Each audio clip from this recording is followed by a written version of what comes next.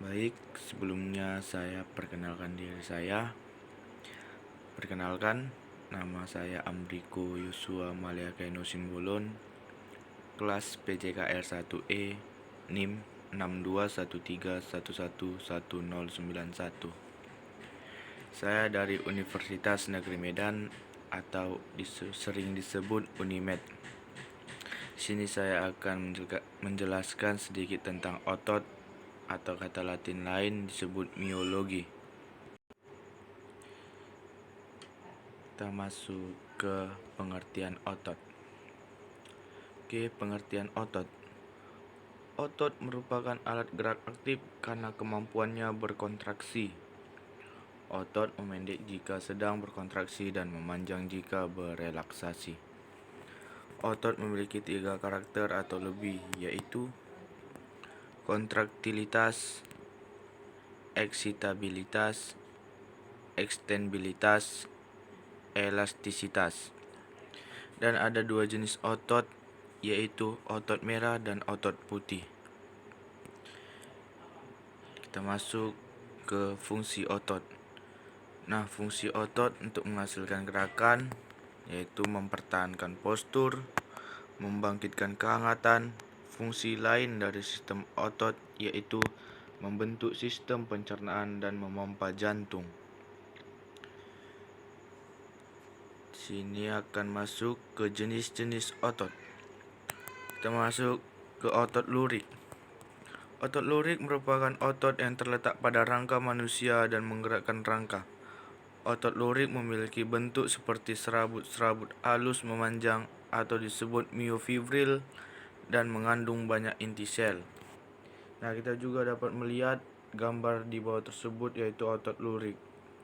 Kemudian kita masuk pada otot polos. Otot polos merupakan otot yang geraknya dikontrol oleh saraf tak sadar dan tidak terletak pada rangka. Otot polos ini menyusun organ-organ dalam tubuh dengan struktur berbentuk gelendong dan memiliki satu inti sel yang terletak di tengah. Nah, kita juga bisa dapat melihat gambar otot polos di bawah teks tersebut. Di sini kita dapat melihat gambar dari otot polos tersebut. Oke, kemudian kita masuk ke otot jantung. Otot jantung hanya ditemukan pada dinding jantung. Otot jantung memiliki struktur seperti otot rangka, namun membentuk anyaman karena adanya percabangan. Di sini juga kita dapat melihat gambar dari otot jantung. Kita bisa melihat, memperhatikan secara detail otot jantung. Kemudian kita masuk ke otot rangka. Serat otot rangka tampak lurik karena susunan internal yang sangat terdata. Tingkat organisasi otot rangka dapat diringkas sebagai berikut. Otot keseluruhan, serat otot myofibril, filamen tebal dan tipis, miosin dan aktin. Kemudian kita dapat masuk ke sifat kerja otot.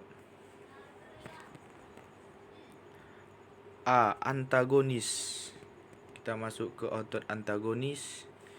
Saya akan jelaskan. Otot antagonis adalah 2 otot atau lebih yang tujuan kerjanya berlawanan. Contohnya adalah kepala dengan leher yang diayunkan ke depan, ke belakang. Kemudian tangan yang bisa diayunkan.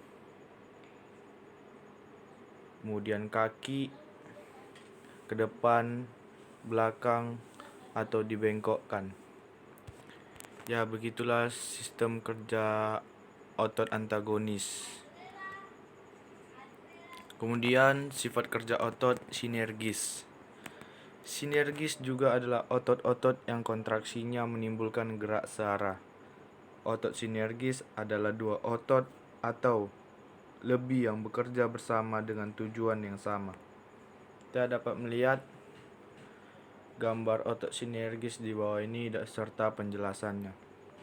Otot sinergis, otot yang bekerja berpasangan untuk mendorong terjadinya gerakan yang sifatnya tidak berlawanan.